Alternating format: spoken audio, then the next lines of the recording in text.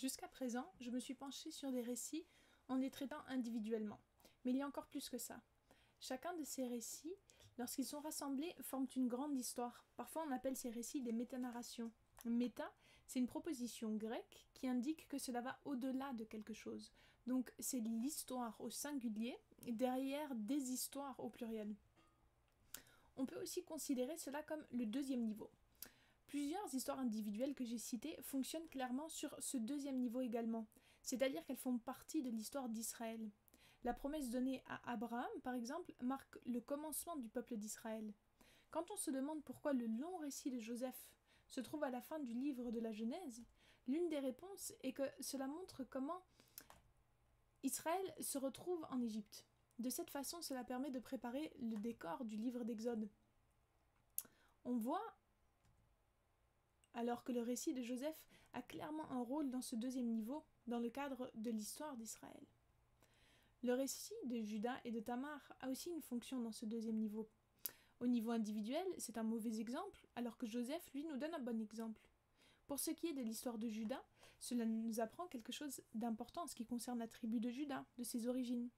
Mais quand on se demande pourquoi ce récit se trouve à cet endroit du livre, on peut aussi voir une deuxième raison qui ferait partie du deuxième niveau. Il y a un rapport avec le problème du mariage avec des Cananéens, car ce récit ne donne pas une bonne image de ce genre de mariage. Il y a même un troisième niveau, car en fin de compte, la Bible n'est pas seulement l'histoire d'Israël, mais c'est une histoire sur Dieu et sur le monde. Les récits que nous trouvons ici ont quelque chose à voir avec le plan de rédemption que Dieu veut apporter au monde entier. Juda et Tamar font partie de la lignée qui conduit au Messie, à travers laquelle Dieu va sauver le monde. Tamar est même mentionnée dans la généalogie de Matthieu 1. Abraham, regardant les étoiles, est encore une fois un bon exemple. Tous les descendants ne sont pas tous des Israélites. Cela nous inclut nous. Tous ceux qui croient sont des enfants d'Abraham, selon Galates 3. Donc dès ce moment-là, nous faisons partie de l'histoire. C'est une histoire qui continue et nous tous, croyants, en faisons partie. D'un côté, c'est une simple histoire qui peut tenir en quelques phrases, mais d'un autre côté, c'est infini et cela s'agrandit avec chaque génération. Donc, pour récapituler, on a 3 niveaux de narration dans la Bible. Le premier, c'est celui des histoires individuelles avec une application personnelle. Le deuxième niveau, c'est celui de l'histoire d'Israël. Puis le troisième niveau, c'est l'histoire de Dieu et du monde et l'histoire du salut. Les récits de la Genèse fonctionnent aussi sur ce troisième niveau, car ils nous montrent comment Dieu commence à construire une fondation pour le salut du monde. Ce que Dieu accomplit dans ce livre n'est pas seulement pour les Israélites, mais c'est aussi une bénédiction pour toutes les familles de la terre. Depuis le début du récit d'Israël, Dieu a le monde entier en tête. Ceci est la méta-narration de la Bible. C'est aussi la façon dont la Bible pose les fondations pour une vision biblique du monde.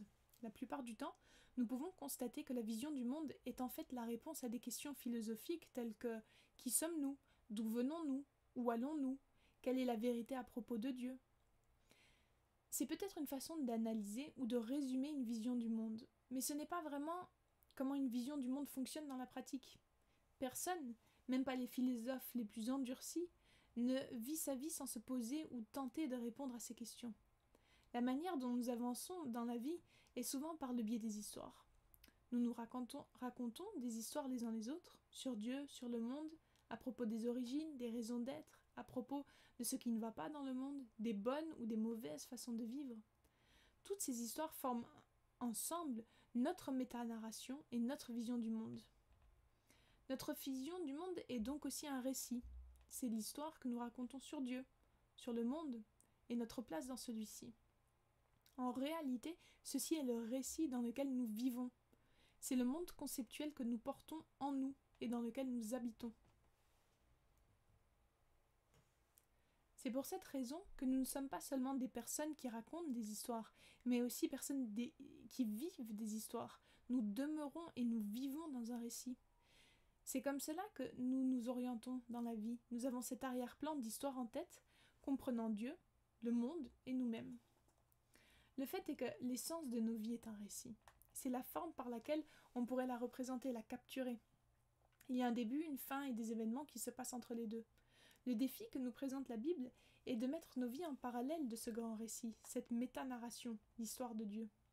Nous apprenons à faire par le biais de ces récits. Et donc les histoires sont en effet très importantes et très fondatrices.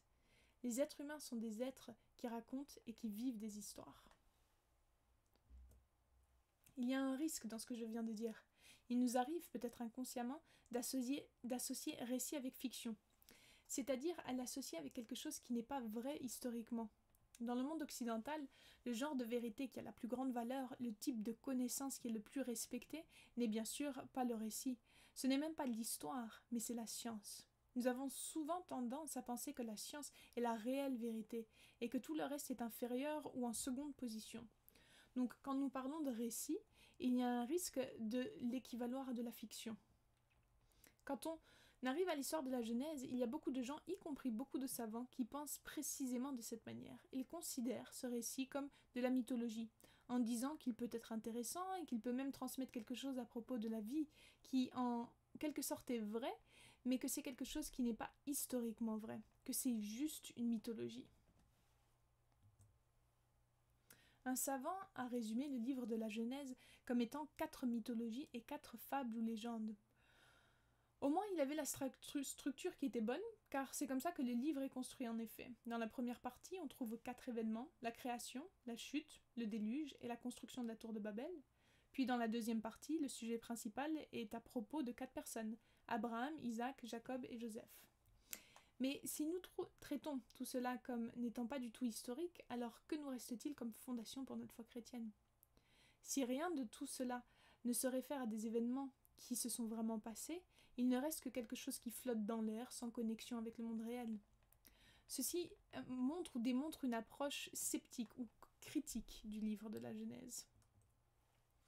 En particulier, parmi les chrétiens évangéliques, on trouve une forte réaction contre cette lecture sceptique du livre de la Genèse, une lecture qui est assez influencée par la vision scientifique du monde et le fait de donner à la science une grande, si ce n'est la plus grande importance.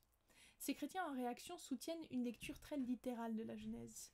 C'est un peu ironique, parce qu'il semblerait qu'ils acceptent que l'idée que les connaissances scientifiques sont supérieures, et ils veulent donc prouver que la Genèse contient aussi ce genre de connaissances, de vérité après tout. La Genèse n'est bien sûr pas un texte purement scientifique, mais dans sa forme la plus simple, ce livre est totalement compatible avec une approche scientifique. La Genèse nous apporte des informations scientifiquement valides, qu'on pourrait reformuler avec des termes scientifiques. La Genèse, et voire même la Bible entière, devient un livre de faits et d'informations. Tout ce qu'on doit faire, c'est trier ces informations, les mettre dans le bon ordre, en déduire les conclusions appropriées, et ensuite on peut obtenir une vue complète des commencements qui s'harmonisent avec les normes scientifiques du XXe siècle. Pour donner juste un exemple de cette manière de lire, regardons à la description du jardin dans Genèse 2. Nous pourrions traiter cela comme des informations géographiques. Lorsqu'on lit 4 rivières, cela indique la localisation exacte du jardin d'Éden. Cependant, lorsqu'on prend une approche comme celle-là, ça nous amène très rapidement à des problèmes. Nous ne connaissons que 2 de ces rivières, et leurs sources ne se trouvent pas aux mêmes endroits. Les 2 autres que nous ne connaissons pas s'écoulent jusqu'à des endroits lointains, Couche et Avila. Il n'y a aucune rivière telle que celle-ci sur Terre. Nous devons donc traiter cette information en tant que vérité géographique ? Ou est-ce que cela veut dire que le texte cherche à nous communiquer quelque chose de différent ? C'est une question sur laquelle nous reviendrons. De toute façon, il est impossible de déterminer la localisation de ce jardin en utilisant ces petits bouts d'informations géographiques. En fin de compte, c'est peu probable que les premiers chapitres de la Genèse puissent vraiment être l'accomplissement des idées de l'histoire et de la science du XXe siècle, vu ce qui est écrit, a été écrit dans une période et un monde tellement différents. Le fait est que, entre ce n'est qu'un tas de mythes et de contes de fées et tout ceci est historiquement et scientifiquement exact et précis, il y a beaucoup d'options. La vérité n'est pas toujours transmise de manière directe. Pensez aux paraboles que Jésus a racontées. Étaient-elles vraies ? Non, pas dans le sens historique. Par exemple, qui est le roi qui envoie des invitations pour le mariage ? Où est son royaume ? Quand a-t-il vécu ? Ce genre de question n'a aucun sens au sujet d'une parabole, car les paraboles ne correspondent pas au type d'histoire qu'est le récit.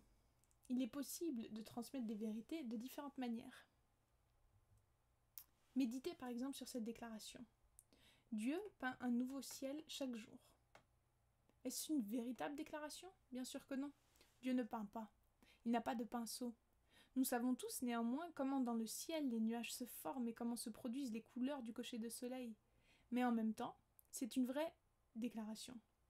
On reconnaît que derrière la beauté du ciel, il y a Dieu qui est la raison, le créateur ultime. Donc oui, Dieu peint un nouveau ciel jour après jour, mais pas au sens littéral. Il est certainement possible de transmettre des vérités de façon différente, pas de manière photographique, comme l'art.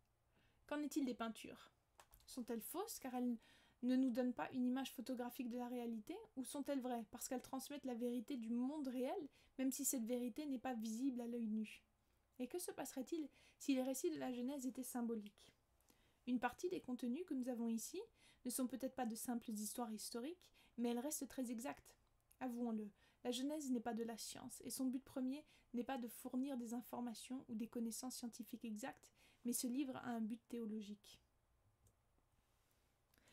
La Genèse transmet son message d'une façon presque simpliste. Il y a beaucoup d'anthropomorphisme dans la première partie du livre. Elle parle de Dieu avec des termes très humains. Le soir, Dieu vient et marche dans le jardin. À un certain point, Dieu regrette d'avoir créé l'homme. Dieu a-t-il pensé avoir fait une erreur? Ce n'est pas possible. Au chapitre 3, Dieu demande à Adam s'il a mangé du fruit de l'arbre. Dieu ne le savait-il pas? Lorsque la tour de Babel était en construction, il est dit que Dieu est descendu pour voir ce que les hommes faisaient. Ne le savait-il pas? Ne pouvait-il pas le voir depuis le ciel? Bien sûr, là n'est pas la question. C'est de l'ironie et ça montre combien cette tentative de prise d'assaut des cieux était pitoyable. Ils pensent qu'ils sont en train de construire une tour qui va atteindre les cieux, mais en fin de compte, Dieu a dû parcourir une longue distance pour descendre voir ce qu'il faisait. C'est la simplicité enfantine des premiers chapitres de la Genèse, mais ne vous laissez pas berner par ça. Ce n'est pas une personne simple d'esprit qui écrit, ce n'est pas une histoire juste pour les enfants. La simplicité du style d'écriture est un choix délibéré. En même temps, le livre est profond et parle de vérités les plus importantes et fondatrices au sujet de Dieu, de l'homme et du monde. La profondeur et la simplicité vont de pair. Alors, comment devrions-nous lire ce livre? Quelles sortes de stratégies de lecture sont utilisables? Premièrement, il y a la lecture simple. On pourrait aussi l'appeler la lecture naïve, mais cela donne une connotation un peu péjorative, et ce que je veux dire par là, ce n'est pas négatif. Il y a beaucoup de personnes qui lisent la Genèse de cette façon. Ils prennent les histoires telles qu'elles sont et ne se posent pas de questions critiques. Ils bénéficient grandement de cette manière de lire. Leurs récits leur permettent de vivre leur vie et de marcher avec Dieu. Mais il y a aussi un inconvénient. Cela nous laisse sans aucune réponse pour les questions critiques que les personnes posent. Nous avons déjà parlé de la deuxième stratégie, c'est la manière sceptique ou critique de lire. Ce n'est donc pas la stratégie que nous voulons utiliser lorsque nous lisons ce livre. Troisièmement, en réaction à ça, il y a la lecture littérale, comme indiqué précédemment. Mieux que ça, je pense que cette lecture comprend deux différentes stratégies. La lecture littéraire ou théologique. Le type de littérature du livre est pris très au sérieux, comme de l'art, et il faut essayer de voir son message théologique en gardant en tête son cadre d'origine. La lecture synthétique ou holistique. Cette lecture prend aussi la dimension littéraire et théologique du texte très au sérieux, mais en même temps, elle considère différents terrains d'information et de connaissances comme la science, l'archéologie, la biologie et la géologie. Le but étant de ramener ces différents corps de connaissances ensemble. C'est la manière de lire la plus compliquée. Elle vous confronte aux questions les plus difficiles.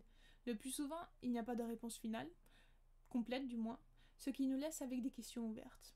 En principe, cela nous conduit à une compréhension plus holistique, ce qui fait qu'il faut prendre la science au sérieux, mais cela prend aussi le livre de la Genèse très au sérieux en tant que texte littéral que Dieu nous a confié et à travers lequel Dieu se révèle à nous. Et entre parenthèses, la définition du terme holistique, c'est que c'est caractérisé par la croyance que les parties de quelque chose sont connectées intimement et qu'elles ne s'expliquent qu'en se référant à l'entier. Donc la principale chose que je vais faire dans les prochains enregistrements va se référer à l'approche littéraire et théologique, mais je vais aussi tenter d'apporter d'autres éléments de ce que nous connaissons à partir de différents terrains d'investigation en lien avec ce que nous trouvons dans le livre de la Genèse.